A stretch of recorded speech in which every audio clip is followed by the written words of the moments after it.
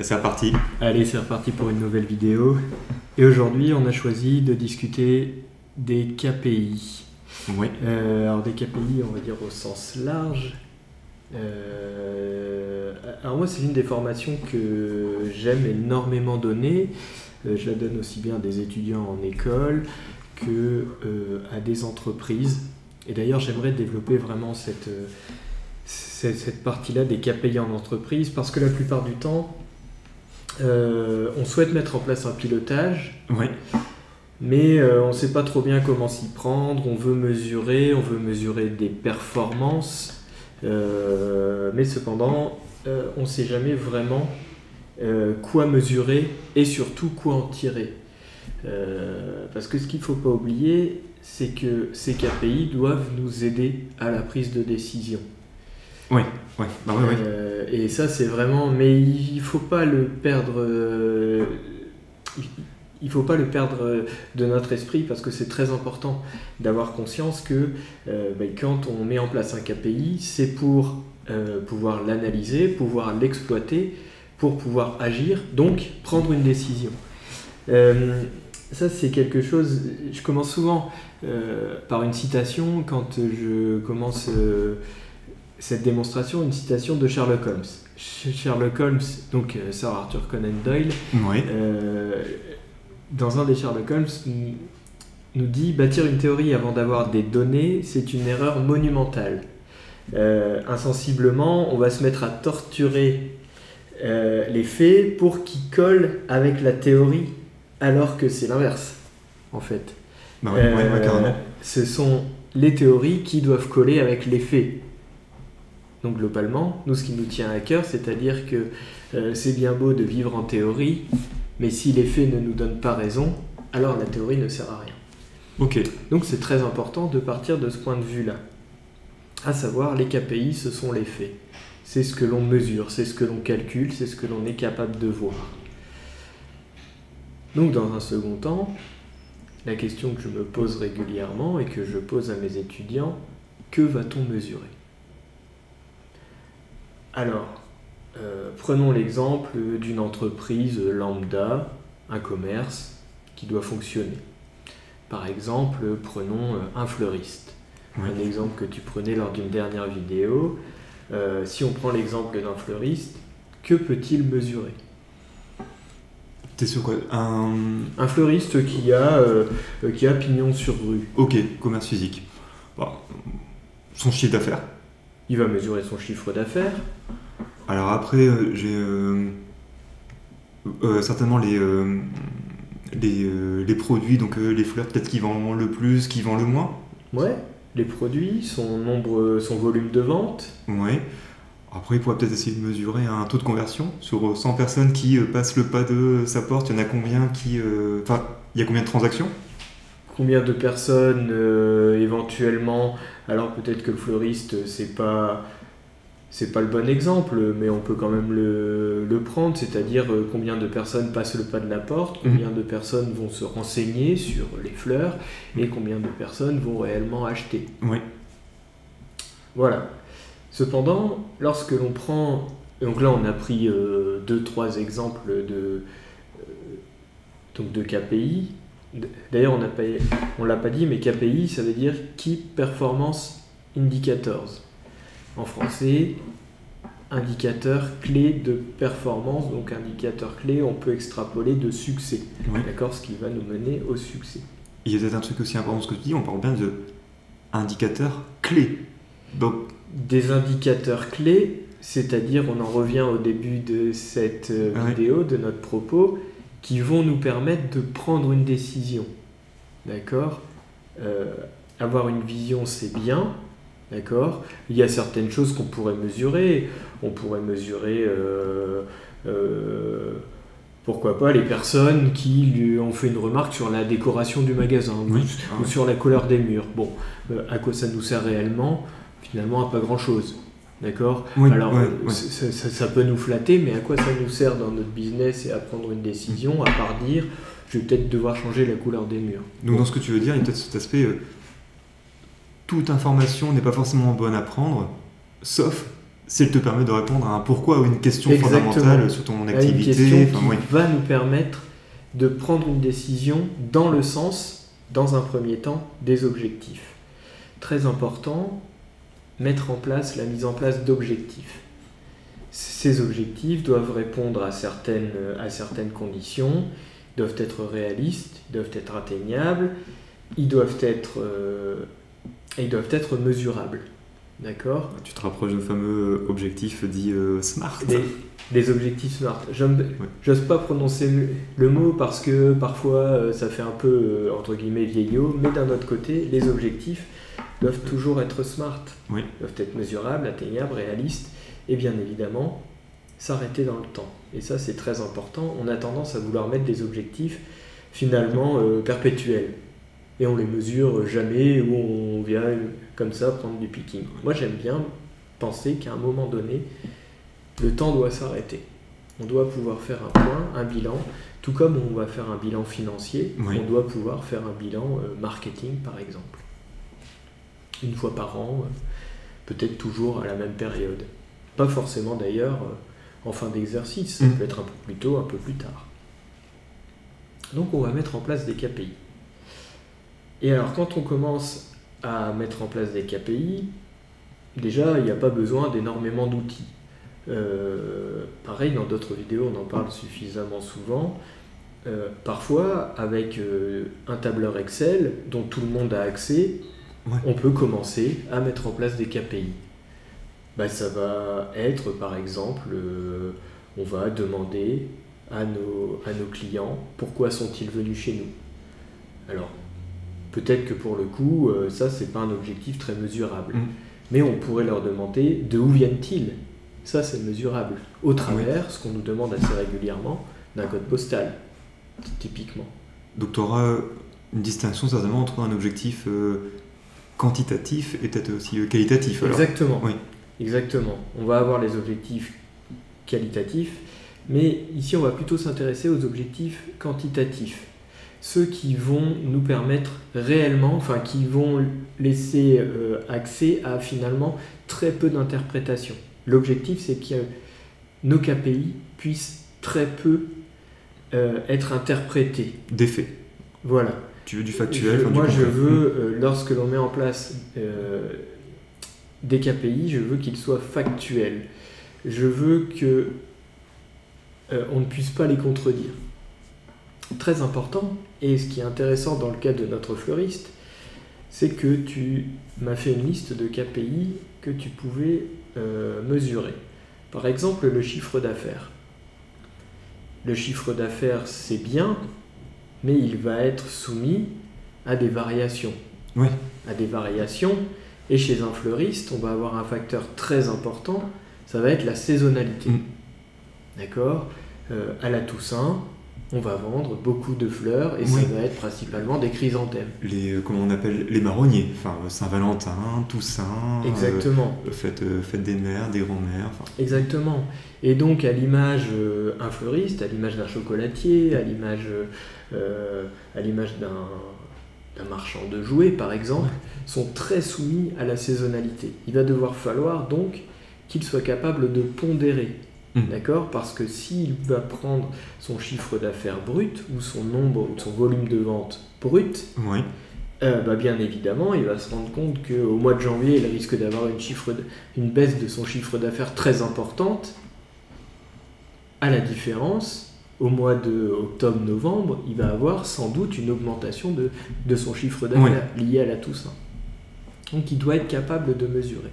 De mon point de vue, un KPI doit être soumis le moins possible à ces influences extérieures. Et ça, c'est très important lorsque l'on va mettre en place un KPI, c'est d'être capable de mettre en place un KPI qui sera soumis le moins possible à cette influence extérieure, à part si on est capable de mesurer cette influence. Et après, dans ce que tu dis, d'accord. Si on reprend l'exemple du chiffre d'affaires, j'imagine que par exemple, si on continue à tricoter autour de notre fleuriste, il y a peut-être aussi un cours de la matière première que sont les fleurs. Donc tu pourrais te dire, j'ai fait une super bonne année. J'ai fait x2 en chiffre d'affaires, mais sauf que peut-être tes fleurs, elles coûtent 2 fois plus cher que l'année précédente. Exactement. Peut-être que le volume de vente est équivalent. Oui. Alors que mon chiffre d'affaires a lui augmenté. Est-ce que ça veut dire que tu es amené aussi à te dire de ne pas prendre un KPI seul, peut-être que tu as un indicateur secondaire ou qui permet aussi de venir contrebalancer? Si, de mon point de vue, si on met en place un KPI, il faut s'assurer qu'il ne soit pas influencé par un indicateur extérieur. Ça, je l'ai déjà dit. Si toutefois il est influencé, ce qui est possible, comme on vient de le voir, la météo, les événements, quels qu'ils soient, alors il faut que l'on puisse mesurer la qualité, ou en tout cas l'influence de cet événement sur nos KPI. Donc en effet, tu peux mettre en place des KPI dits secondaires, d'accord, ou des sous-KPI, on les appelle bien comme on veut, qui vont permettre comme ça d'influencer, de pondérer mon KPI. Et en fait, c'est là tout l'art de la statistique, c'est d'être capable de... on dit souvent que les statisticiens sont des menteurs. Les statisticiens sont surtout des personnes qui ont une vision globale, systémique, très important, la vision systémique de leur environnement. Oui. C'est-à-dire d'être capable de se dire, de mesurer le pourquoi du comment, et donc d'être capable de pondérer la valeur de leur KPI, ce qu'il en ressort. Autre point aussi très important, c'est qu'on va avoir tendance, et tu m'en parlais en préambule de cette vidéo, à vouloir multiplier les KPI. On se dit, plus je mesure de choses et plus ma vision va être globale. Mais j'ai pas le thème que tu as repris, mais on risque d'être noyé finalement dans l'information. Trop d'informations, tu têtes l'information aussi. Exactement. L'information va être trop nombreuse et donc un petit peu de la même manière que face à un étal chez un glacier, par exemple, on a du mal à choisir les parfums, alors que si l'on n'avait que deux choix, eh bien finalement, ça serait beaucoup plus vite fait. Et à l'inverse, dans ce que tu disais tout à l'heure, si tu bases le fait de mesurer, par exemple, le succès de ton affaire ou autre uniquement sur un chiffre d'affaires, t'en as pas assez. Exactement. Donc à un moment, comment est-ce que tu es amené à pouvoir déterminer ce fameux juste milieu? Qu'est-ce qui est nécessaire et suffisant pour toi? Et si on se dit, peut-être un des objectifs, c'est piloter ton activité de fleuriste, par exemple. Les objectifs. Ouais. De mon point de vue, c'est la mise en place des objectifs.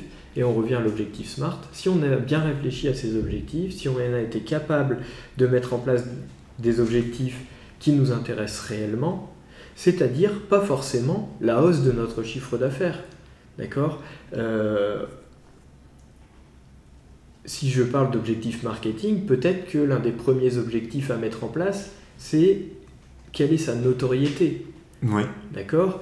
Donc, sur les réseaux sociaux, par exemple, on va avoir un nombre d'impressions, un nombre de vues, un nombre de clics, d'accord ? Qui n'ont rien à voir avec le chiffre d'affaires dans un premier temps, mais qui viendront sans doute alimenter notre chiffre d'affaires.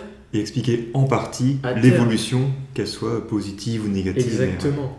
Et quand on met en place des KPI sur ce type d'indicateurs, si on mesure plus précisément ces indicateurs, alors on va avoir une vision sur ces indicateurs qui vont nous permettre de mettre en place des actions sur ces indicateurs spécifiquement, en ayant conscience qu'ils viendront alimenter plus tard, et ça c'est très important, d'autres objectifs.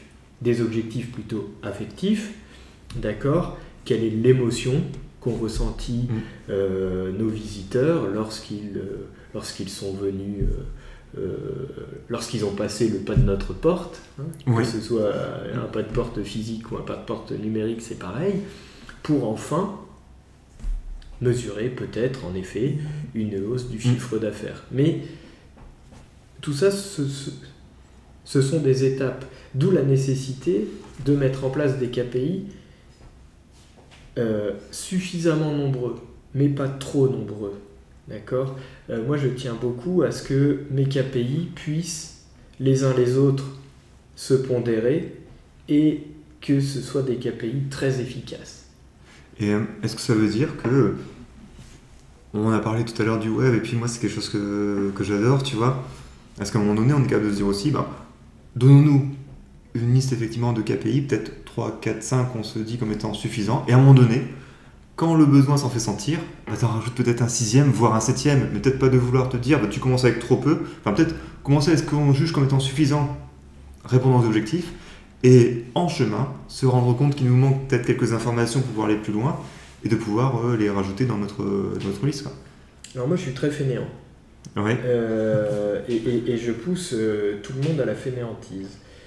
Dans le sens où plus vous aurez de mesures, plus vous ferez de mesures, plus vous aurez d'analyse. Plus vous aurez d'analyse, plus vous aurez de travail, et donc plus les solutions seront multiples.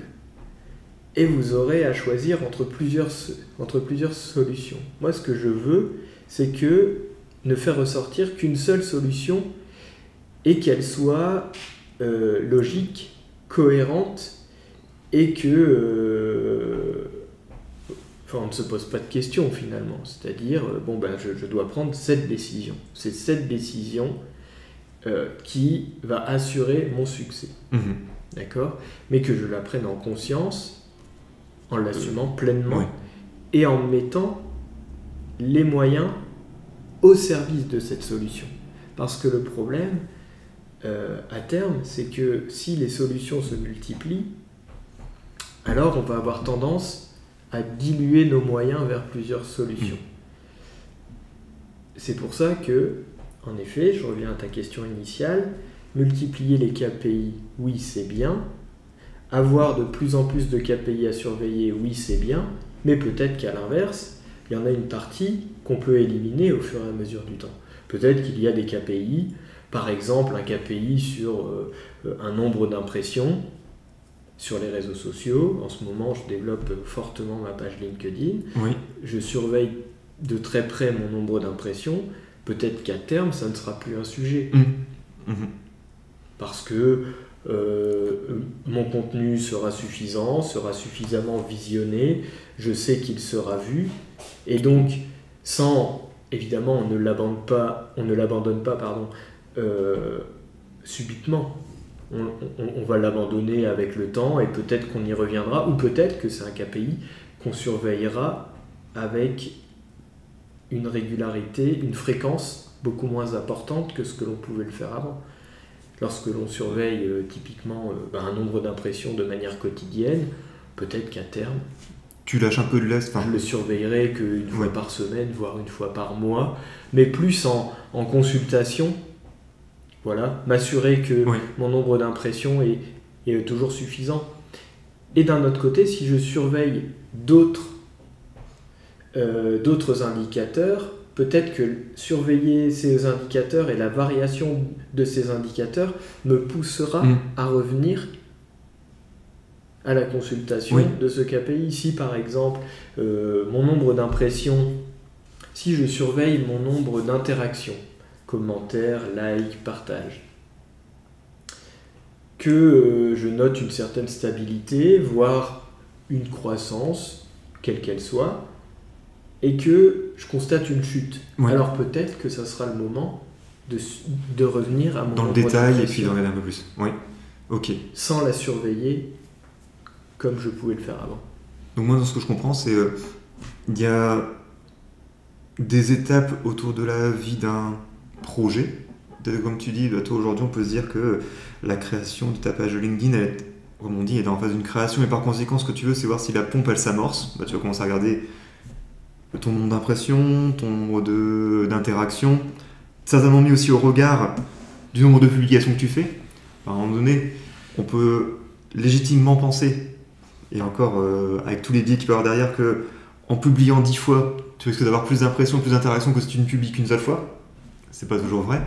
Et après, tu pourras peut-être rentrer un moment dans le détail en disant, testons, et à un moment donné, rentrons dans le détail de chacune de mes publications pour me dire, par rapport à tel type de publication, tel sujet abordé, sous tel angle et tout, qu'est-ce qui semble mieux performer que d'autres, et après, tu affines.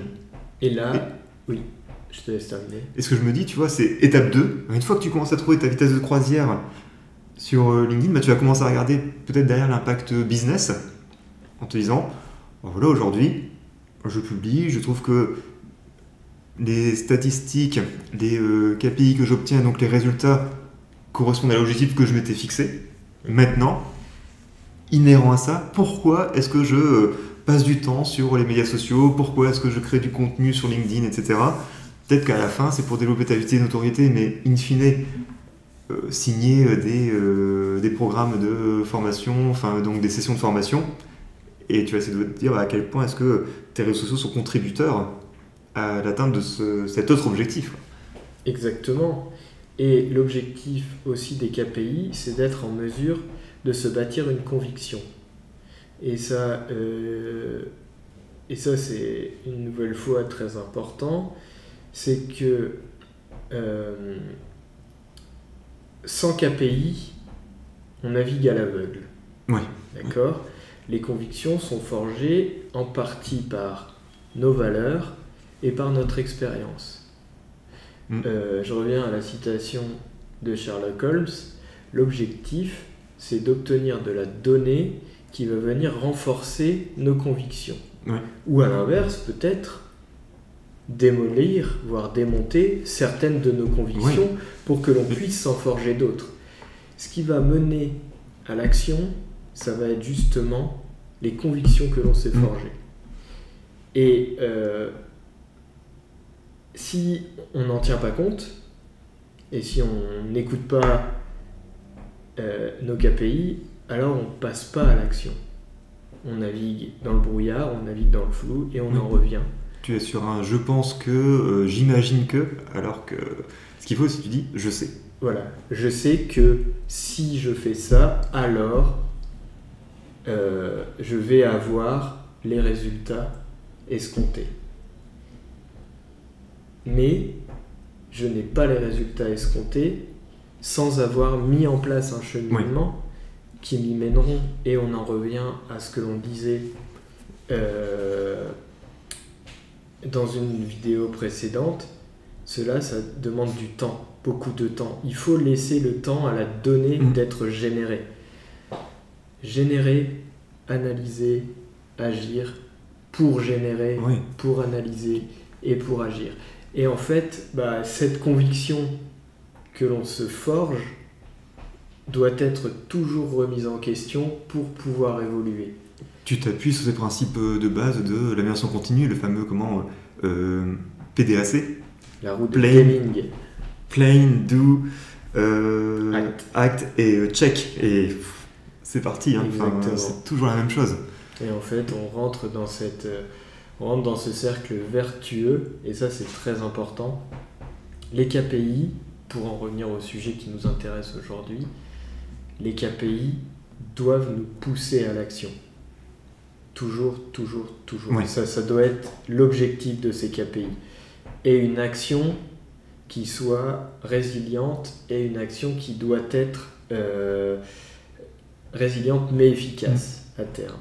Résiliente, pourquoi ? Parce qu'elle va demander du temps, elle va demander des moyens, elle va demander du sang, de la sueur et des larmes, comme disait Churchill, mais qui va nous mener à un résultat exploitable. Oui. Et ça me fait penser, alors tu vois, j'aurais pas imaginé tu vois, une formation, un programme de formation uniquement sur les KPI. Tu vois, par exemple, moi j'interviens notamment sur la partie KPI et Web Analytics. Oui. Généralement, c'est quand même assez fermé. On est amené à parler des indicateurs clés de performance classiques dans le domaine du web marketing, à savoir ton nombre d'utilisateurs, de visiteurs, le nombre de sessions de visites, les taux de rebond, taux de sortie, etc., pour à la fin essayer de retrouver ça dans nos outils de web analyse. Toi, quand tu reçois peut-être des dirigeants, des indépendants, des salariés en formation, c'est quoi un petit peu le programme et qu'est-ce que vous faites alors ? Pourquoi est-ce que ces personnes souhaitent avoir une formation sur des KPI ? Alors moi, dans ma vie précédente, c'était mon métier. J'étais responsable qualité, stats. Et donc aujourd'hui, je continue à travailler avec certains de mes anciens collègues pour les accompagner dans la définition de leurs KPI et dans l'analyse, donc dans le management globalement des KPI et de la statistique qui en résulte. Aujourd'hui, la plupart de ces entreprises ont des clients. Oui. Ont des clients et travaillent en partenariat avec ces clients. Donc on est sur du B2B2C. Ok. D'accord ? C'est-à-dire que ces entreprises sous-traitantes ont des comptes à rendre à leurs clients. Des comptes à rendre, c'est au travers d'un cahier des charges. Donc on va reprendre l'ensemble du cahier des charges, l'ensemble des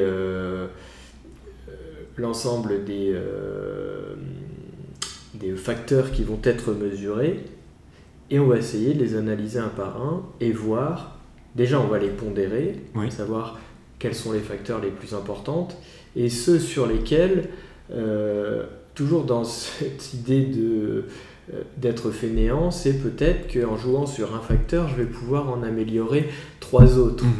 D'accord ? Au lieu de m'intéresser à 4 facteurs, peut-être qu'en ne m'intéressant qu'à un seul, je vais pouvoir en améliorer 4 d'un coup, par ricochet. Et ça, c'est très important. Donc de savoir détecter quel est le facteur, une nouvelle fois le facteur clé, le facteur clé de la performance, le facteur qui va pouvoir, comme tu l'as dit, ricocher, mais aussi avoir une influence très forte sur les autres. Donc ça, c'est la première étape. D'accord ? Ensuite, on va s'intéresser à la performance observée, la performance actuelle, celle que l'on peut considérer comme médiocre, celle qu'on va chercher à améliorer, pour mettre en place ensuite des processus efficaces, des processus réalistes, des processus réalisables, qui vont ensuite pouvoir mener à l'évolution. Dans ce cas précis, une formation que j'ai fait la semaine dernière, début avril, nous allons pouvoir mesurer la qualité du process mis en place d'ici 1 mois, voire 1 mois et demi. D'accord ? Donc après, ça dépend du marché. Sur certains marchés, on peut mesurer la performance observée par rapport à une performance attendue très rapidement. Et dans d'autres, ça va prendre plusieurs semaines dans ce cas précis, voire plusieurs mois sur d'autres marchés. Et peut-être que ce qui pourrait faire peur, tu vois, à certains de tes clients ou certaines personnes formées, c'est se dire le temps avant d'obtenir des résultats. Néanmoins, comme tu disais, il y a de l'expérience, il y a de la connaissance.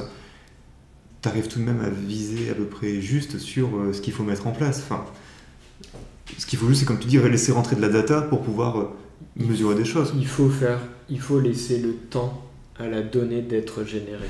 Et ça, c'est un problème que l'on rencontre dans de nombreuses entreprises, je trouve.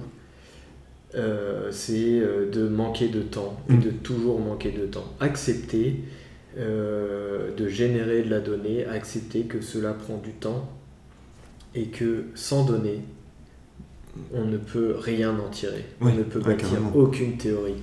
Aucune. Ça ne sert à rien, parce qu'on va prendre des décisions hâtives qui risquent d'être inefficaces, voire nocives. Nocives pour l'entreprise, nocives pour les gens qui composent cette entreprise, et parfois même désespérantes, parce qu'on se rend compte qu'on va de process en process, que les process n'apportent aucun résultat probant, aucun résultat positif, et donc on est contre-productif. On rentre au lieu de rentrer dans le cercle vertueux dont on parlait tout à l'heure, on va rentrer dans le cercle vicieux qui risque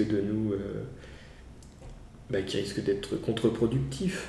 Et ça, c'est très important, et tu as raison de le noter. Il faut du temps, il faut des moyens, et pas que des moyens financiers. La plupart du temps, c'est plutôt des moyens humains pour générer cette statistique et en tirer le fruit. Il faut accepter qu'on est plutôt sur une courbe un peu discontinue, comme ça, on va avoir un plat, puis on va ensuite peut-être même dégrader la statistique parce que on a pris du retard, donc le temps de rattraper ce retard, la statistique va être dégradée avant de tout doucement venir se redresser, mais toujours en étant insuffisant pour ensuite partir très très vite vers une exponentielle. Oui. Et là, les statistiques, une fois qu'on touche le fond, une fois qu'on sait, et ça c'est un peu ce qu'on disait aussi tout à l'heure, une fois qu'on sait qu'on a touché le fond, c'est-à-dire qu'on est capable de le mesurer, Oui. alors on sait aussi qu'on va réussir à remonter la pente. Et ça c'est très important. Et c'est toute la force de choisir convenablement le KPI.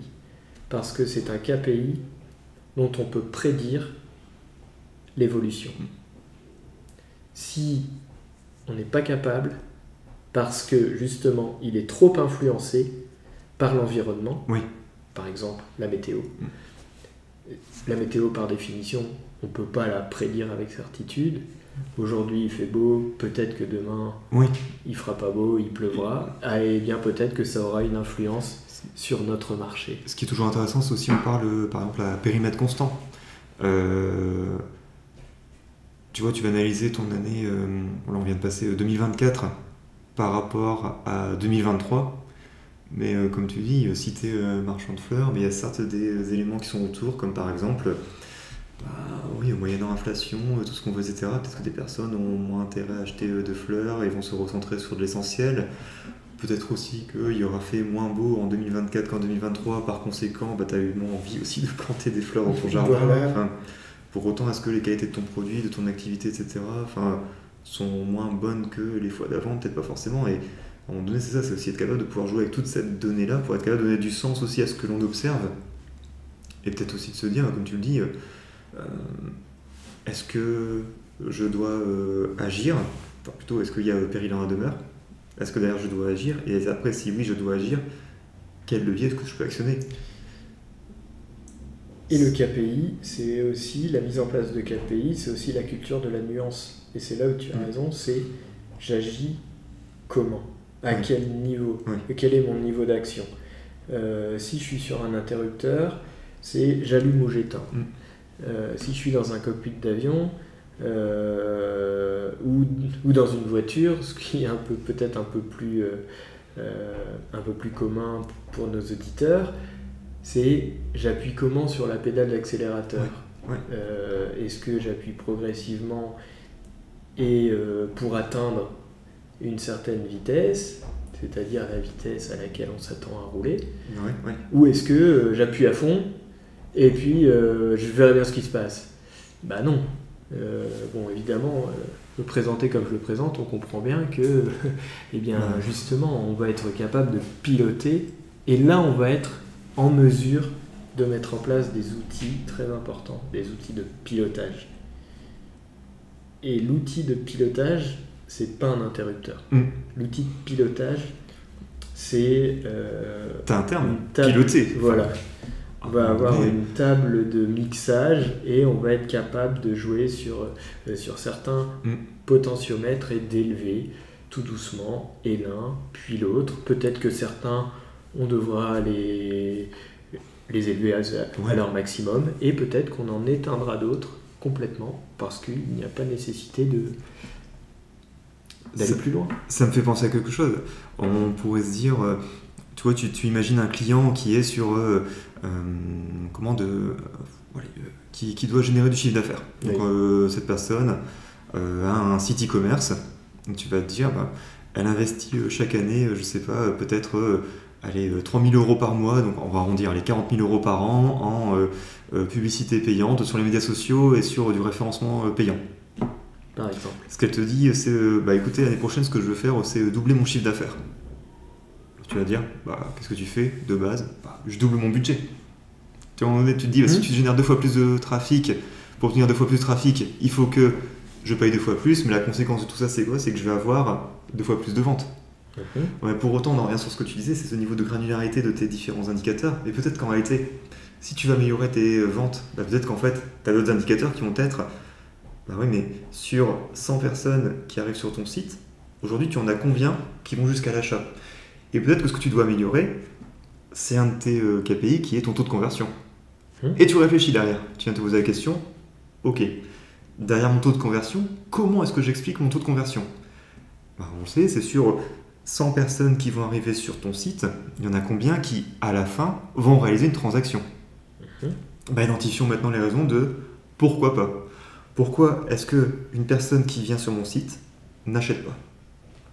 Essayons d'identifier comme ça les différents points de vue, les différents points de fuite, et peut-être que tu vas te rendre compte que, donc peut-être aussi via, comme tu disais, d'autres idées, collecte de verbatim client, peut-être d'autres éléments, bah, à un moment donné, on va te dire, bah, votre site est peut-être très bien, et par contre, moi, ce que j'aimerais, c'est payer avec PayPal, et vous n'avez pas PayPal. Et là, tu prends un exemple qui est assez dichotomique, mais tu peux même te dire, sur 100 clients, j'ai un taux de conversion de 1%. Oui. D'accord. Ce qui peut être tout à fait bien en moyenne, en sur e-commerce. certains marchés. Ouais. En e-commerce, aujourd'hui, la moyenne est entre 2 et 4%, et comme tu dis, ça varie d'un marché à l'autre. Mais là, voilà, Mais grosse fourchette, c'est 2 et 4%. Là, moi, ce que j'interrogerais, si dans ton cas précis, avant même de m'intéresser aux personnes qui achètent, je m'intéresserais aux personnes qui visitent. Qui sont ces gens? D'accord. Est-ce que je suis capable aujourd'hui de savoir qui visite mon site? Ouais. Est-ce que ce sont des gens qui sont arrivés là par erreur? Sur 100, combien sont arrivés là par erreur? Si on me dit 90, et dire bon, il y a peut-être déjà un problème à ce niveau-là. Tu penses que là, oui.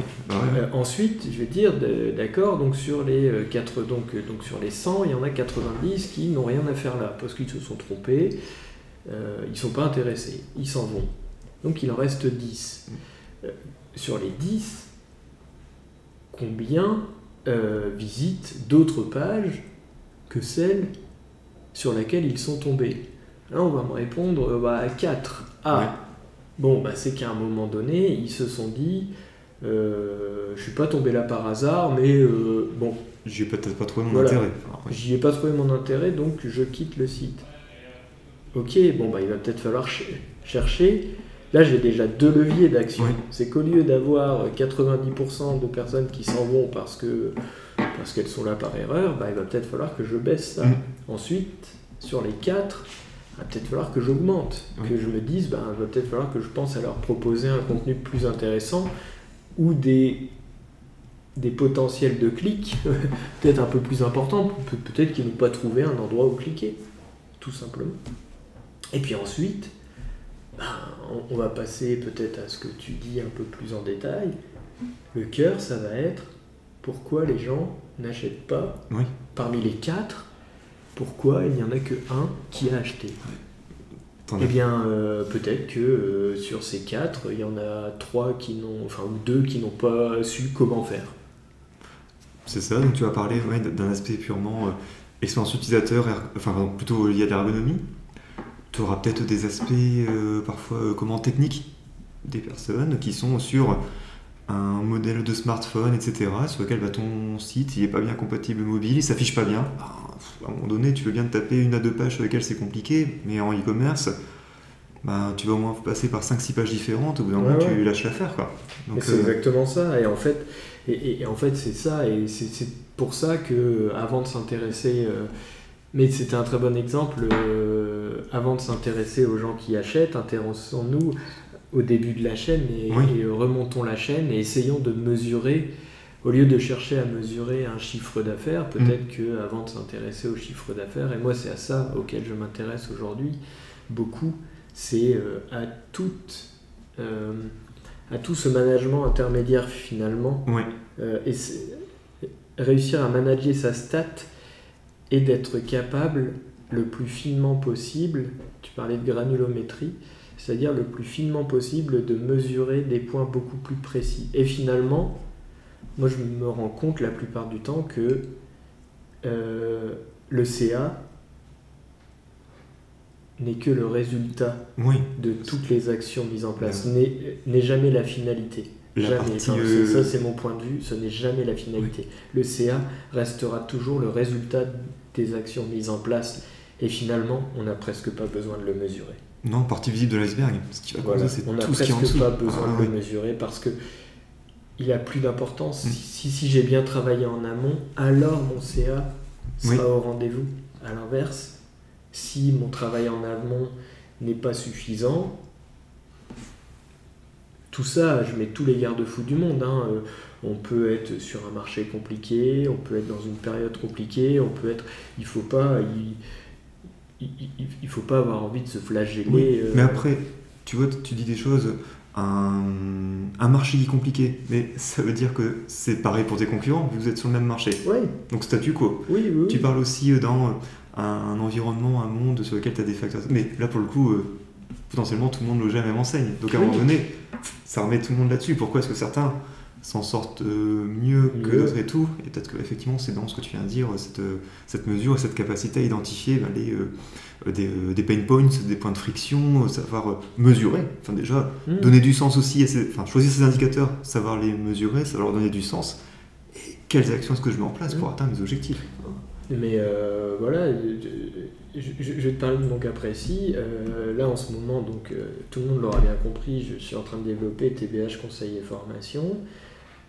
Aujourd'hui, mon expérience parle pour moi, mes résultats parlent pour moi. J'en ai obtenu, j'ai obtenu de bons résultats, je ne m'en cache pas, je le sais, et peut-être que j'ai bénéficié en effet d'un contexte qui était plutôt favorable, mais je les ai tout de même eus. Mais cependant, je sais aussi qu'aujourd'hui, pour me développer, il va falloir que je les valorise peut-être par des diplômes, ces résultats, c'est-à-dire que je vais chercher à me former, je vais chercher à les mettre en avant. Et je pense qu'aujourd'hui, ce qui me manque beaucoup, ça va être de la formation. Donc il va falloir que je me forme, ça va être des choses que je souhaite mettre en avant auprès de mes futurs prospects, des futurs visiteurs du site web que je compte développer très très prochainement. Et sur lequel on aura le plaisir de pouvoir bosser ensemble et en rediscuter. Et ce que je trouve peut-être intéressant, tu vois Thibaut, c'est pour conclure. Là, on est sur ce sujet autour des KPI, etc. Aujourd'hui, tu proposes un programme de formation autour de cette thématique. Enfin, comment est-ce que ça s'articule les différents modules?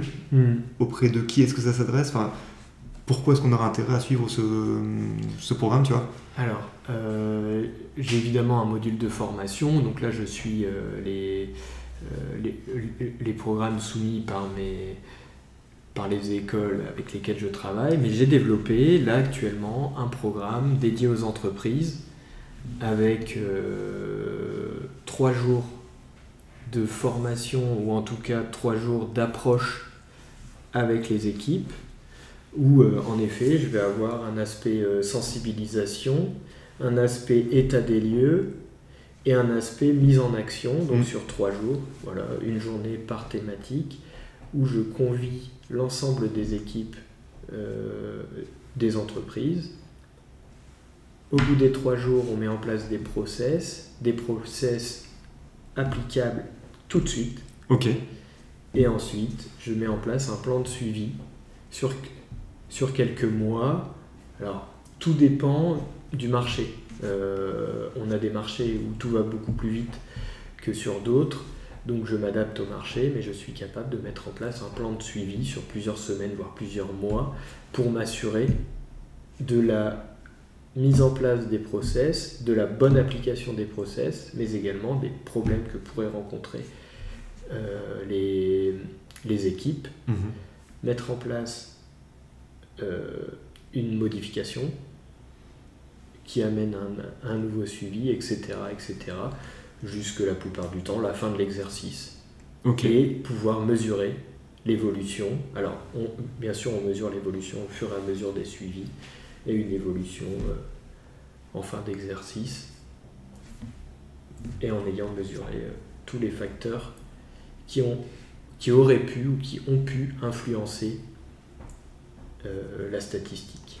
Tu disais un public donc plutôt entreprise. Est-ce qu'il y a des métiers, des postes qui sont un peu plus autour ton public cible, ou est-ce que finalement ça sera les publics cibles, comme je le disais tout à l'heure, ça va plutôt être les prestataires de services, toutes ces entreprises qui sont très objectivées, qui ont des comptes à rendre,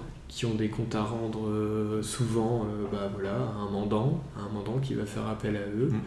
Donc là, moi j'ai travaillé dans l'expertise en assurance. Bon, c'est un métier très très technique et qui est assez peu commun, mais toutes les entreprises qui sont très objectivées et qui ont des comptes à rendre donc à leur mandant font partie de ma base de prospection. Okay. Très très clairement, mais j'ai un module qui est très prêt, j'ai une offre qui est prête et que je suis prête à présenter, à mettre en avant. Donc pour les personnes intéressées, elles te contactent comment? Via ton profil LinkedIn? Elles me contactent sur mon profil LinkedIn, donc TBH Conseil et Formation ou Thibaut Bécher-Hervy. Vous cliquez ça dans la barre de recherche, vous découvrirez mon profil et n'hésitez pas à me contacter. Ok, on mettra ça dans la description de la vidéo. Pour toute personne intéressée, qu'elle n'hésite pas à te contacter. Exactement. Et sinon, Codea reste notre base commune. La base commune avec tous les différents programmes. Et d'ailleurs, oui, n'hésitez pas à nous indiquer différents sujets que vous souhaiteriez qu'on puisse présenter au travers de ces Codea Talks. Pareil, toute remarque est bonne à prendre. Et puis bien entendu, donnez-nous de la force si vous appréciez notre contenu. D'ici là, Thibaut. Exactement. À la prochaine. À la prochaine. Bonne journée à toutes et à tous. Très bientôt. Au revoir. Ciao.